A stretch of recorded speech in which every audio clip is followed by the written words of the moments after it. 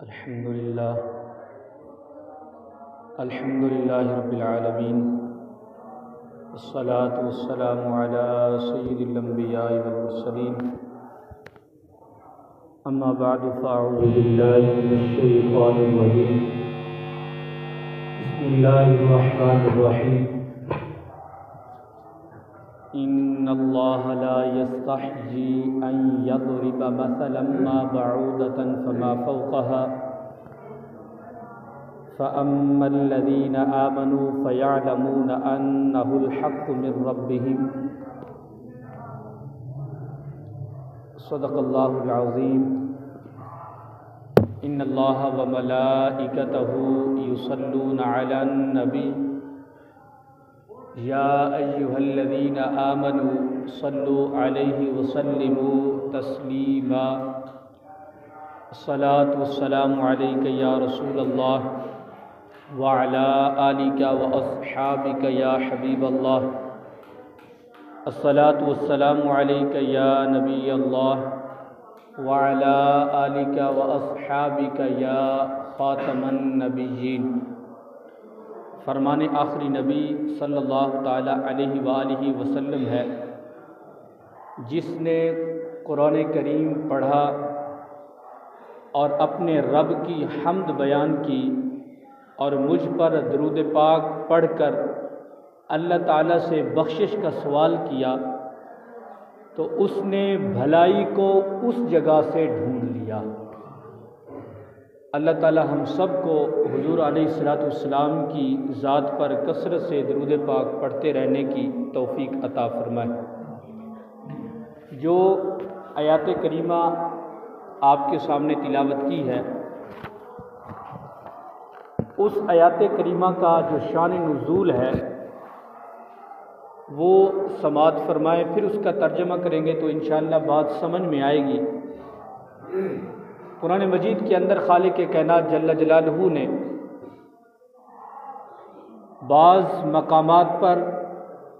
غیر مسلموں کے باطل نظریات اور جھوٹے عقائد کو مکڑی کے جالے اور مکھی سے تشبیہ دی ہے۔ جب خالق کائنات جل جلالہ نے اہل عرب کو قرآن کریم جیسا کلام بنا کر لانے کا چیلنج کیا تو اس اہل عرب نے، جو بڑے بڑے فصحاء تھے، بڑے بڑے بلغاء تھے، بڑے بڑے ادیب تھے، انہوں نے بڑی ایڑی چوٹی کا زور لگایا، مگر کوئی بھی قرآن کریم جیسی ایک آیات بنانے میں بھی کامیاب نہ رہا۔ جب وہ کچھ نہ کر سکے، بڑے بڑے ان کے بلغاء، فصحاء، بڑے بڑے شاعراء جب وہ کچھ نہ کر سکے تو پھر انہوں نے قرآن کریم پر الٹا اعتراض کیا اور کہنے لگے کہ قرآن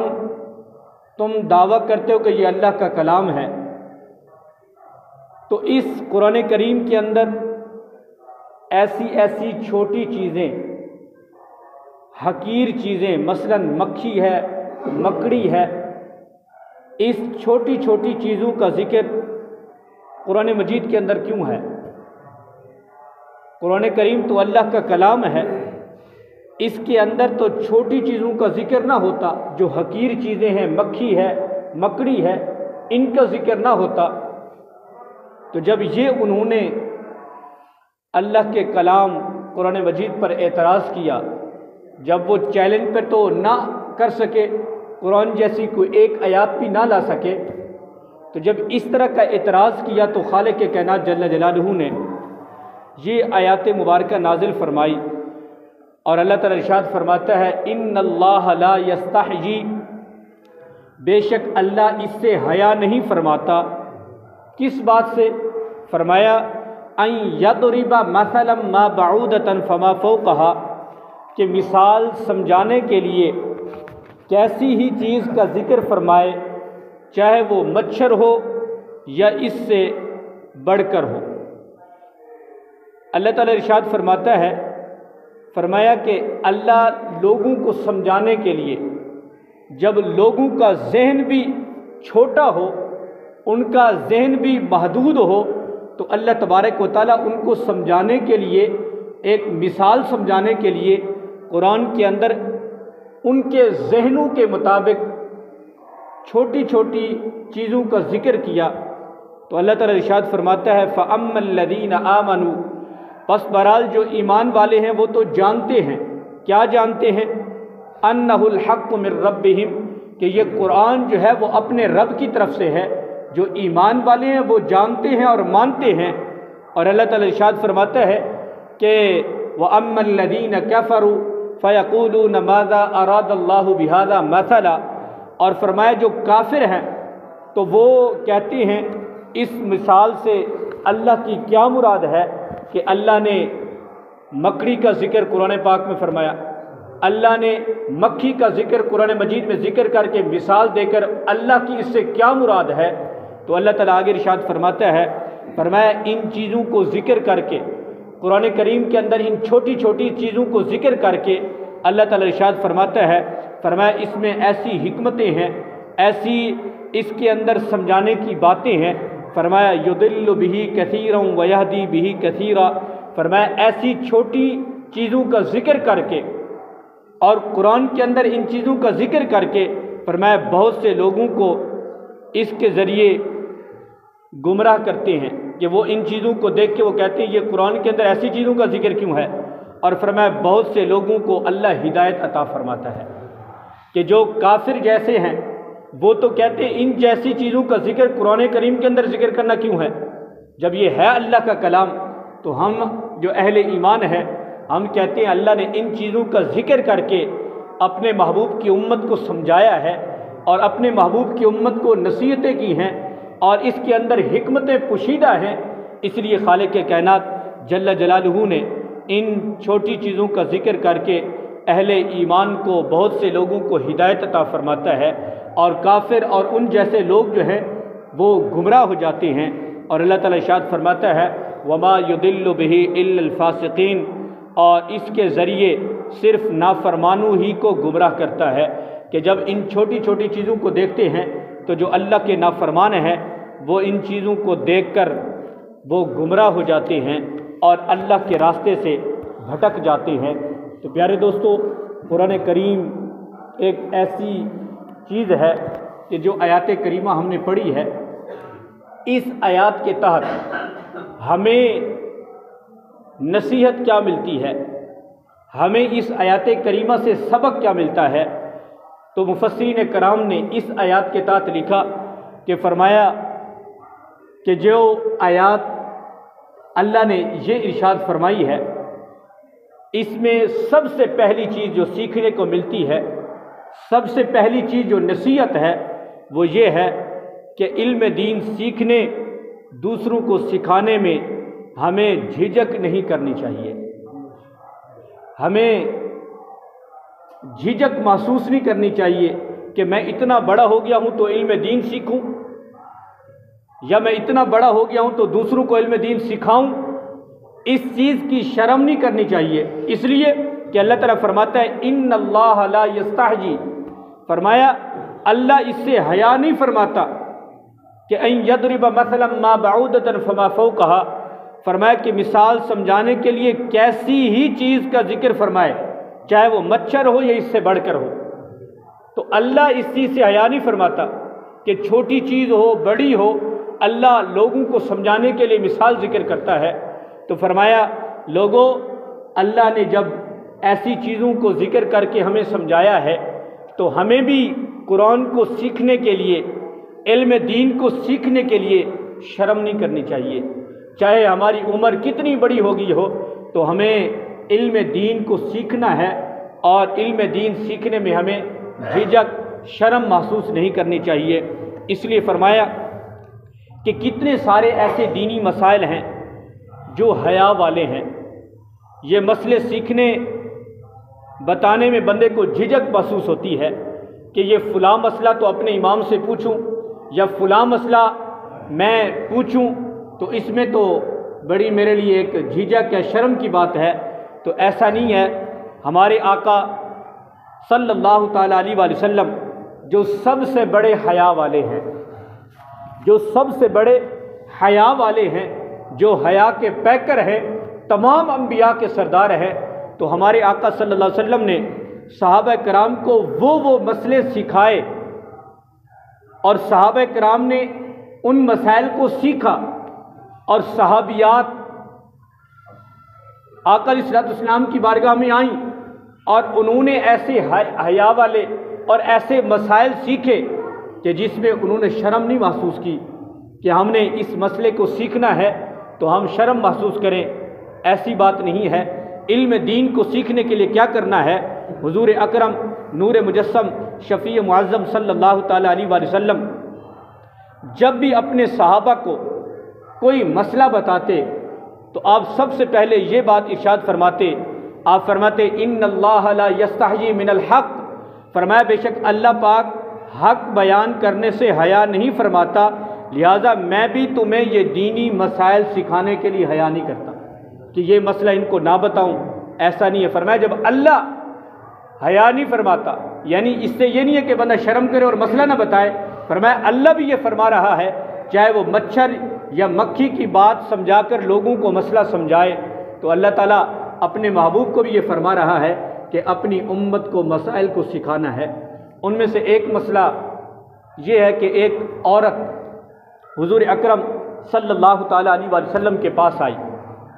اور غسل کے متعلق ایک سوال کیا، اور حدیث پاک میں آتا ہے کہ اس عورت نے سوال کیا کیا تھا کہ آج ہم سوال پوچھنے سے علم دین سیکھنے کو شرم محسوس کرتے ہیں، تو ایک صحابیہ ام المؤمنین حضرت ام سلمہ رضی اللہ تعالیٰ عنہ سے روایت ہے، یہ حدیث پاک ہے کہ ایک عورت آئی اور عرض کیا یا رسول اللہ صلی اللہ تعالیٰ علیہ وآلہ وسلم، اللہ پاک حق بات کرنے سے نہیں شرماتا، اللہ پاک حق بات بیان کرنے سے نہیں شرماتا، اس لیے میں آپ سے ایک مسئلہ جو ہے دریافت کرنے کے لیے حاضر ہوئی ہوں، تو آپ ارشاد فرمائیں۔ پیارے آقا نے فرمایا بتاؤ مسئلہ کیا ہے؟ تو وہ عورت کہنے لگی کہ یا رسول اللہ اگر عورت کو احتلام ہو جائے، عورت کو احتلام ہو جائے تو کیا اس پر غسل ہے؟ تو جب اس عورت نے پیارے آقا صلی اللہ علیہ وسلم کی بارگاہ میں یہ سوال کیا تو پیارے آقا صلی اللہ تعالیٰ علیہ وآلہ وسلم نے فرمایا ہاں، اگر عورت کو احتلام ہو جائے تو اس پر غسل فرض ہے۔ تو ام المؤمنین حضرت ام سلمہ رضی اللہ تعالیٰ عنہ جو حضور کی زوجہ ہے، جب یہ مسئلہ سنا تو آپ ہنسی، اور جب پیارے آقا صلی اللہ علیہ وسلم نے یہ دیکھا کہ آپ ہنسی بھی ہیں اور ساتھ یہ کہنے لگی کہ یا رسول اللہ کیا عورت کو بھی احتلام ہوتا ہے؟ کیا عورت کو بھی احتلام ہوتا ہے؟ تو ہمارے آقا صلی اللہ علیہ وسلم نے فرمایا پھر لڑکا کس چیز کی وجہ سے اس کے مشابہ اور اس کے ہم شکل ہوتا ہے؟ یعنی پیارے آقا صلی اللہ علیہ وسلم نے فرمایا ہاں عورت کو بھی احتلام ہوتا ہے، اور پھر پیارے آقا نے ایک مثال بھی ارشاد فرمایا کہ دیکھیں کچھ بچے ایسے ہوتے ہیں جو ماں کی شکل ہوتے ہیں، کچھ بچے ایسے ہوتے ہیں جو باپ کی شکل ہوتے ہیں۔ تو پیارے آقا صلی اللہ علیہ وسلم نے فرمایا کہ ہاں عورت کو بھی احتلام ہوتا ہے، اس لیے فرمایا کہ کچھ بچے جو ماں کے مشابہ ہوتے ہیں تو ماں کا جو پانی ہے وہ مرد کے پانی پہ غالب آ جاتا ہے، تو تب بچہ جو ہے وہ ماں کے مشابہ ہوتا ہے، اور جب مرد کا پانی عورت کے پانی پہ غالب آ جائے تو بچہ جو ہے پھر باپ کے مشابہ ہوتا ہے۔ تو ایسے ایسے مسائل صحابیات نے اور صحابہ نے حضور سے پوچھے، اور ہمارے آقا صلی اللہ علیہ وسلم نے فرمایا میں مسئلہ بتاتا ہوں، میں حیا نہیں کرتا، شرم نہیں کرتا کہ مسئلہ آپ کو نہ بتاؤں۔ تو پیارے آقا صلی اللہ علیہ وسلم نے ایسے ایسے مسائل اور غسل کے متعلق، کیونکہ یہ غسل کے بارے میں مسئلہ تھا کہ یا رسول اللہ اگر عورت کو احتلام ہو جائے تو کیا غسل ہے؟ تو پیارے آقا نے فرمایا ہاں اس پہ غسل فرض ہے۔ تو غسل کے مسائل اور پیچیدہ مسائل صحابہ نے حضور سے پوچھ کر اپنی امت کو ایک نصیحت تھی کہ اے میری امت والو، غسل کے مسائل ہوں، وضو کے مسائل ہوں، نماز کے مسائل ہوں، کوئی بھی مسئلہ ہو تو اس مسئلے کو سیکھنا ہے اور اس مسئلے کو سیکھ کے پھر اس پہ عمل کرنا ہے۔ مثال کے طور پر فرمایا کہ ایک غسل کا مسئلہ ہی دیکھ لیں کہ اگر ہم غسل کرنے کا صحیح طریقے سے پتہ نہ ہو کہ غسل کا طریقہ کیا ہے، اس میں فرائض کتنے ہیں، اس کے اندر سنن کتنے ہیں، اور اگر فرائض کے اندر کچھ کمی رہ جائے تو کیا ہوگا، تو فرمایا جب غسل میں فرائض میں کمی رہ جائے تو بندے کا بدن پاک نہیں ہوتا، پھر اسی سے بندہ نماز پڑھے تو نماز نہیں ہوگی، قرآن پڑھے تو قرآن صحیح بجائے اس کے کہ اس کو کوئی ثواب نہیں ملے گا۔ تو اس لیے پیارے آقا صلی اللہ علیہ وسلم نے یہ بات ارشاد فرما کر اپنی امت کو قیامت تک کے لیے نصیحت کی ہے، فرمایا علم دین کو سیکھنے میں کوئی شرم نہیں کرنی چاہیے، چاہے وہ جتنے پیچیدہ مسائل ہوں، جو بھی مسئلہ ہو تو آپ علیحدہ مسائل بیٹھ کے بھی اپنے پوچھنے ہیں، جس کے اندر کوئی شرم نہیں کرنی۔ اس لیے پیارے دوستو، ہمیں بھی مسائل کو سمجھنے کے لیے، چاہے وہ نماز کا مسئلہ ہو، غسل کا مسئلہ ہو، اپنے کوئی بھی مسائل ہوں جو دین کے ساتھ ریلیٹڈ ہیں، تو ان کو سیکھنا اور ان کا پوچھنا یہ آپ پہ لازم ہے۔ اس لیے اللہ تعالیٰ ارشاد فرماتا ہے کہ قرآن کے ساتھ ایسا تعلق رکھو، ایسا ان کے ساتھ مضبوط تعلق ہو کہ ہر چیز قرآن کریم کے اندر واضح لکھی ہوئی ہے۔ اس لیے ہم قرآن مجید کو مانتے تو ہیں، ہم قرآن مجید کو اللہ کا کلام بھی کہتے ہیں، اور قرآن مجید کے ایک ایک لفظ پر ہم سب کا ایمان ہے، لیکن عملی طور پر ہمارا قرآن کریم کے ساتھ جو تعلق ہے، اس پر آج غور کرنے کی حاجت ہے کہ ہمیں قرآن مجید کیا حکم دیتا ہے اور ہم کیا اس قرآن کے حکم پر عمل کرتے یا نہیں کرتے۔ تو آج ہم سب نے غور کرنا ہے۔ اس لیے فرمایا کہ ہر بندے کو پتہ ہے کہ قرآن کریم اللہ کا کلام ہے، لیکن قرآن کریم کے اندر یہ ذکر ہے کہ سود کھانا حرام ہے، سود کھانا حرام ہے، لیکن ہم کتنے ایسے مسائل ہیں جو سود کے زمرے میں آتے ہیں، لیکن پھر بھی ہم ان کاموں کو کر رہے ہیں اور ہم کہتے ہیں کہ یہ کوئی مسئلہ نہیں، یہ جائز ہے۔ میں ان میں سے ایک مثال آپ کی خدمت میں پیش کرتا ہوں، اللہ تعالی ہمیں سمجھنے کی توفیق عطا فرمائے۔ اس سود کے معاملات میں سے ایک معاملہ یہ بھی ہے کہ آج ماشاءاللہ سب آپ دودھ بیچنے، دودھ کے کاروبار والے ہیں، تو دودھ بندے آپ جس سے بھی لیتے ہیں تو آپ پہلے ان کو کچھ پیسے دیتے ہیں، لاکھ دیتے ہیں، 2 لاکھ دیتے ہیں، اور پھر دودھ اس سے لیتے ہیں۔ آپ جو دودھ لیتے ہیں اس کی آپ علیحدہ پیسے ہر مہینے لیتے رہتے ہیں۔ لاکھ یا 2 لاکھ آپ نے پہلے جو ان کو دیا ہوا ہے وہ ویسے ہی پڑا ہوا ہے، وہ بغیر کسی چیز کے وہ مالک اس کا منافع اٹھا رہا ہے، تو یہ سود ہے۔ جو بغیر کسی چیز کے وہ مالک ہے، وہ نفع اٹھا رہا ہے، اور یہ سود ہے۔ اور سود کے بارے میں خالق کائنات نے تو یہ فرمایا، جو ایسا کام کرتا ہے وہ تو اللہ سے اعلان جنگ کر رہا ہے۔ تو اس لیے علماء کرام نے اس کی ایک جائز ہونے کی صورت بتائی ہے، جائز ہونے کی صورت بتائی ہے کہ اگر کسی نے ایسا کام کرنا ہے تو جائز ہونے کی صورت یہ ہے۔ مثال کے طور پر کوئی بندہ 1 لاکھ لیتا ہے کہ میں 1 لاکھ پہلے لوں گا، پھر میں آپ کو دودھ دوں گا، اس کے بھی ہر مہینے پہ پیمنٹ ہے وہ میں کرتا رہوں گا۔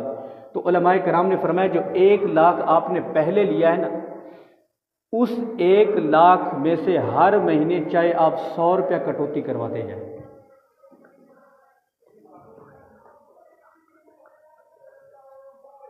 روزانہ ہر مہینے جو ہے چاہے اس 1 لاکھ میں سے 100 روپیہ کٹواتے رہے کہ یار جو میں نے پہلے آپ سے 1 لاکھ لیا ہے اس میں سے 500 میرا ہر مہینے کا اس سے کٹوتی کرتے جائیں، یعنی دودھ کے جو ہر مہینے میں پیسے لیتا ہوں اس میں سے،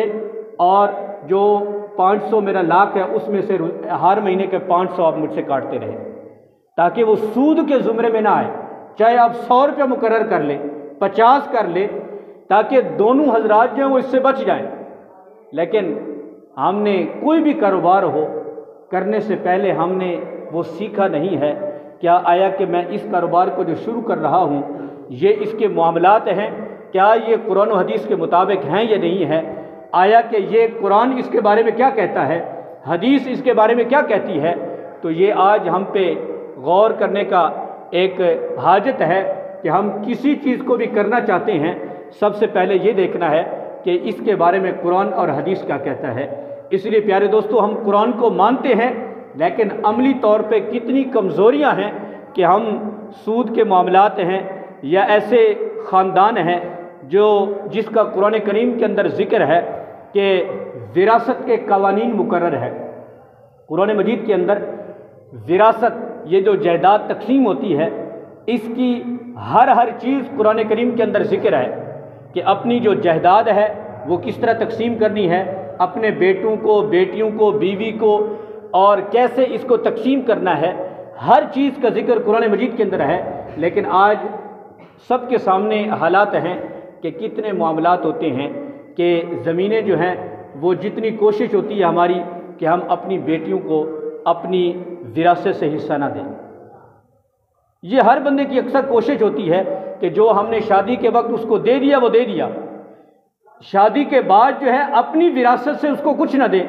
جبکہ یہ قرآن کے خلاف ہے کہ اپنی بیٹی کو حصہ دینا ہے۔ اور بعض اوقات تو ایسا ہوتا ہے کہ بیٹوں کو بھی حصہ نہیں ملتا، اور بیٹوں کو ملتا ہے تو جس طرح شریعت نے کہا ہے کہ بیٹوں کو کس طرح حصہ دینا ہے اس کے مطابق ہم اپنی اولاد کے درمیان جو ہے وراثت تقسیم نہیں کرتے۔ تو ایسی چیزیں ہیں کہ جس کا قرآن کے اندر ذکر ہے لیکن ہم اس کے جو مطابق ہیں عمل نہیں کرتے۔ اس لیے خالق کائنات جل جلالہ نے قرآن مجید کے اندر ارشاد فرمایا کہ اپنی زندگی جو ہے اور قرآن کے ساتھ جو تعلق ہے وہ ایسا قائم کرو جس طرح قرآن چاہتا ہے، جس طرح قرآن کہتا ہے اس کے مطابق جو ہے وہ اپنے قرآن کے ساتھ تعلق رکھنا ہے۔ اور جب قرآن کے ساتھ ہمارا تعلق ہوگا، قرآن کو ہم اپنا امام مان لیں گے، قرآن کے مطابق چلیں گے، قرآن کریم کی تعلیم کے مطابق ہم اٹھیں گے، بیٹھیں گے اور اپنا وقت گزاریں گے، تو خالق کائنات جل جلالہ نے ارشاد فرمایا یہ قرآن ایسا پاکیزہ کلام ہے، قرآن ایک ایسا انمول تمہارے لیے اللہ کے محبوب کا معجزہ ہے جو تمہارے آج ہاتھوں میں ہے۔ ایک حدیث پاک کا مفہوم ہے، فرمایا کہ اللہ نے جتنے بھی نبی بھیجے ہیں ہر نبی کو کوئی نہ کوئی معجزہ دیا ہے، لیکن قربان جائیے خالق کائنات جل جلالہ نے اپنے محبوب کو سراپا معجزہ بنا کر بھیجا ہے۔ اور اللہ نے اپنے محبوب کو کئی معجزے دیے ہیں، لیکن ان سب معجزات میں سے جو سب سے بڑا معجزہ قرآن مجید ہے وہ آج ایسا ہے کہ جس کو ہم اپنے ہاتھوں سے اٹھاتے ہیں اور ہم اس کی تلاوت کرتے ہیں، اس کو دیکھتے ہیں اور اس کی زیارت کرتے ہیں۔ تو فرمایا جب ہم اس قرآن کو، اللہ کے محبوب کے سب سے بڑے معجزے کو ہم اپنا امام مان لیں گے، تو فرمایا حضرت عبداللہ بن مسعود رضی اللہ عنہ فرماتے ہیں، فرمایا یہی قرآن ان القرآن شافع و مشفع، فرمایا قرآن کریم یہ جو اللہ کے محبوب کا معجزہ ہے کل قیامت کے دن یہ اس بندے کی شفاعت کرنے والا ہوگا۔ اور فرمایا کہ کل قیامت کے دن اس قرآن کی شفاعت کو قبول بھی کیا جائے گا۔ جس بندے کے حق میں یہ قرآن شفاعت کرے گا تو اللہ تبارک و تعالی اس بندے کے حق میں اس کی شفاعت کو قبول بھی فرمائے گا۔ اس لیے پیارے آقا نے فرمایا قرآن کریم کو اپنا امام اور پیشہ بنوا لے تو فرمایا قرآن اسے جنت میں لے جائے گا۔ اور فرمایا قرآن کو جو بندہ پس پشت ڈال دیتا ہے، یعنی قرآن کی تعلیمات پہ نہیں چلتا، قرآن کے کہنے کے مطابق نہیں چلتا، تو پیارے آقا صلی اللہ تعالیٰ علیہ وآلہ وسلم فرماتے ہیں، فرمایا یہ قرآن پھر اس کو جہنم میں دھکیل دے گا، جہنم کی طرف لے جائے گا۔ اس لیے پیارے دوستو، دنیا کی زندگی جو ہے اس کا کوئی پتہ نہیں ہے کب ہم اس دنیا سے جانا ہے، تو آج ہی ہمارے زندگی کے جو لمحات بچے ہیں ہم قرآن کی تعلیمات کے مطابق گزار سکتے ہیں، اور پچھلی زندگی سے توبہ کر کے آئندہ زندگی قرآن کی تعلیمات کے مطابق گزاریں۔ تو فرمایا کہ گر تو می خواہی مسلمان زیستن نیست ممکن جز بے قرآن زیستن، فرمایا اگر مسلمان بندہ بن کے زندگی گزارنا چاہتا ہے تو وہ بغیر قرآن کے ایسا ہرگز ممکن نہیں ہے کہ بندہ کہے میں قرآن کی تعلیمات پہ بھی نہ چلوں اور مسلمان بھی ہوں، ایسا نہیں ہو سکتا۔ کامل مسلمان، سچا مسلمان وہ ہے جو فرمایا قرآن کی تعلیمات کے مطابق چلے گا تو فرمایا وہ جنت کی طرف بھی لے جائے گا اور شفاعت بھی کرے گا. کل قیامت کے دن یہ قرآن کی وجہ سے اللہ شفاعت اس کی قبول بھی فرما لے گا.